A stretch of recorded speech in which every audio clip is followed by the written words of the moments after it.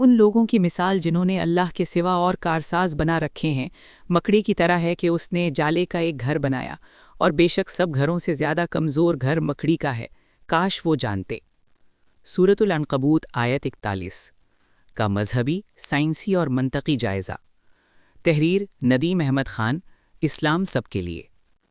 قرآن مجید کی سورۃ العنکبوت آیت 41 میں اللہ تعالیٰ نے مکڑی کے گھر کی مثال دی ہے۔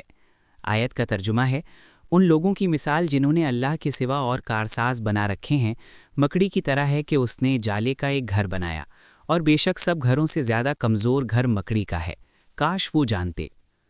تمہید۔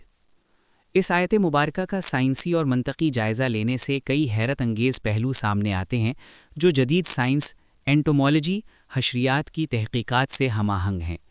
یہاں اس کا تفصیلی سائنسی جائزہ پیش ہے۔ اکثر لوگ یہاں ایک سائنسی اشکال کا شکار ہو جاتے ہیں۔ جدید سائنس بتاتی ہے کہ مکڑی کا دھاگا سٹیل سے 5 گنا زیادہ مضبوط ہوتا ہے۔ اسے حیاتیاتی سٹیل بھی کہا جاتا ہے۔ تو پھر قرآن نے اسے سب سے کمزور کیوں کہا؟ وضاحت: قرآن نے مکڑی کے دھاگے، تھریڈ کو کمزور نہیں کہا، بلکہ مکڑی کے گھر، ہاؤس یا سٹرکچر کو کمزور کہا ہے۔ بطور پناہ گاہ، ایک گھر کا مقصد دھوپ، بارش، ہوا اور بیرونی حملہ آوروں سے تحفظ فراہم کرنا ہوتا ہے۔ مکڑی کا جالا یہ کوئی بھی تحفظ فراہم نہیں کرتا۔ ہوا کے ایک جھونکا، بارش کا قطرہ یا انسان کی انگلی کا معمولی سا اشارہ اس پورے گھر کو تباہ کر سکتا ہے۔ لہٰذا تعمیراتی اور حفاظتی لحاظ سے یہ واقعی دنیا کا سب سے کمزور ڈھانچہ ہے۔ حیاتیاتی اور سماجی نظام۔ حیاتیاتی اور سماجی نظام، بایولوجیکل اینڈ سوشل ایسپیکٹ۔ عربی زبان میں گھر کا لفظ صرف عمارت کے لیے نہیں بلکہ گھرانے یا فیملی کے لیے بھی استعمال ہوتا ہے۔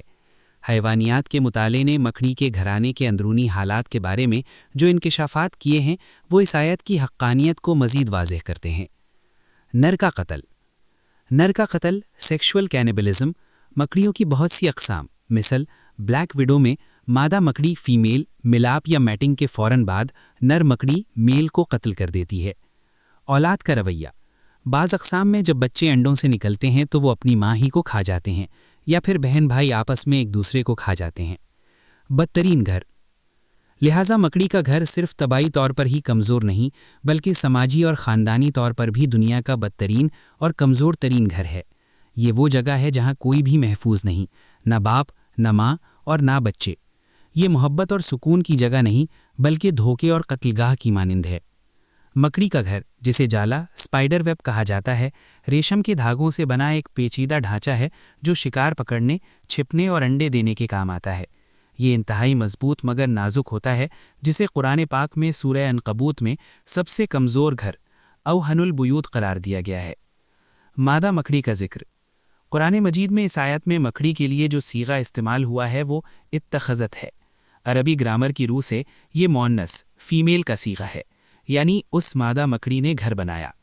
مکڑیاں اپنے جسم کے غدود سے ایک خاص قسم کی پروٹین خارج کرتی ہیں جو ہوا کے ساتھ مل کر ریشم کے دھاگے کی شکل اختیار کر لیتی ہے۔ مختلف مکڑیاں مختلف ڈیزائن کے جالے بناتی ہیں، جیسے کہ گول، اورب، چادر نما، شیٹ یا قف نما جالے۔ سائنسی حقیقت۔ سائنس کی روح سے مکڑیوں کی اکثر اقسام میں جالا بننے کا کام صرف مادہ مکڑی کرتی ہے۔ نر مکڑی عام طور پر جالا نہیں بنتا، وہ صرف ملاپ کے لیے مادہ کے جالے کی طرف آتا ہے۔ 1400 سال پہلے جب مائکروسکوپ یا جدید سائنس نہیں تھی، قرآن کا خاص طور پر مادہ کے صیغے کی طرف اشارہ کرنا ایک بہت بڑا معجزہ ہے۔ عقل والوں کے لیے نشانی ہے اللہ تعالیٰ کی عظمت کی۔ خلاصہ کلام، قرآن کی مثال بالکل درست اور سائنسی حقائق پر مبنی ہے۔ مادی طور پر یہ گھر بارش، دھوپ اور ہوا سے تحفظ نہیں دے سکتا، سب سے کمزور پناہ گاہ۔ خاندانی طور پر اس گھر میں نر اور بچے اپنے ہی رشتوں کے ہاتھوں مارے جاتے ہیں، سب سے کمزور رشتوں والا گھر۔ جس طرح مکڑی کا گھر دیکھنے میں ایک ڈیزائن لگتا ہے لیکن حقیقت میں وہ موت کا جال ہے اور اس میں پناہ لینے والا محفوظ نہیں ہوتا، اسی طرح اللہ کو چھوڑ کر جن غیر اللہ کا سہارا لیا جاتا ہے وہ بظاہر سہارا لگتے ہیں لیکن مصیبت کے وقت وہ مکڑی کے جالے کی طرح ناکارہ ثابت ہوتے ہیں۔ قرآن میں عنکبوت مکڑی کا ذکر مؤنث کے صیغے میں کیوں کیا گیا حالانکہ یہ لفظ مذکر ہے؟ اللہ تعالیٰ فرماتے ہیں، مثل الذین اتخذوا من دون اللہ اولیاء کمثل العنکبوت اتخذت بیتا۔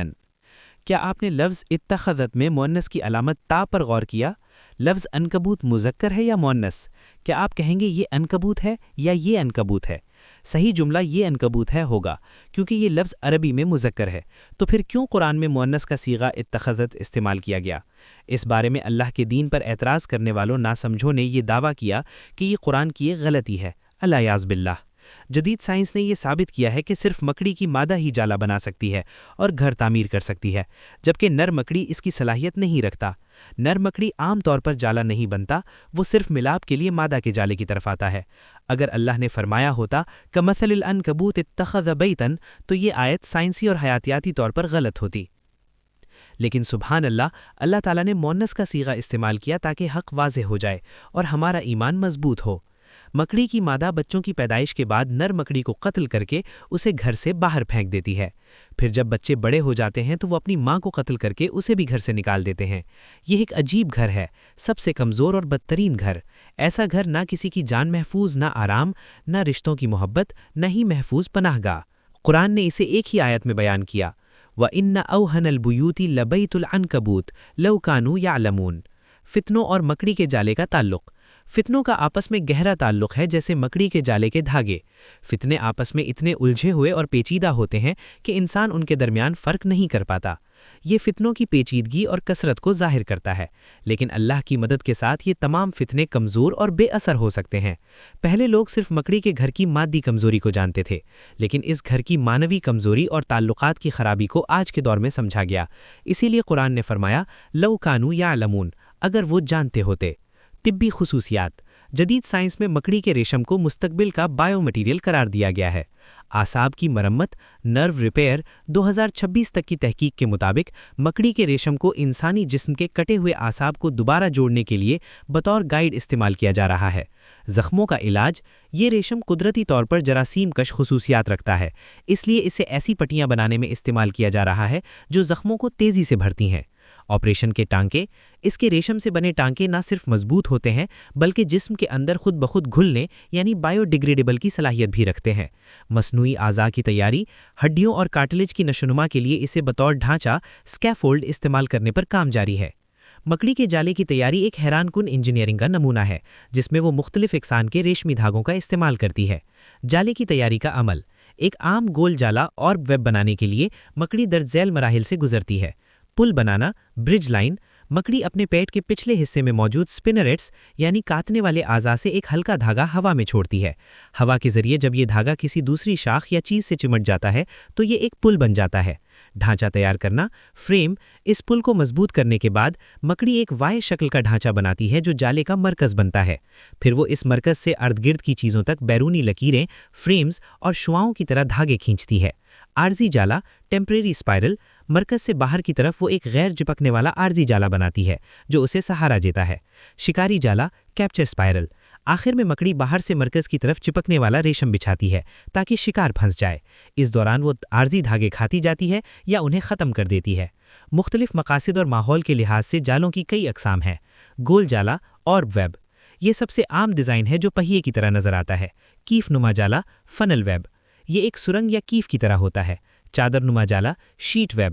یہ گھاس یا پودوں کے اوپر ایک بستر یا چادر کی طرح بچھایا جاتا ہے۔ بے ترتیب جالا، کاب ویب یا ٹینگل ویب۔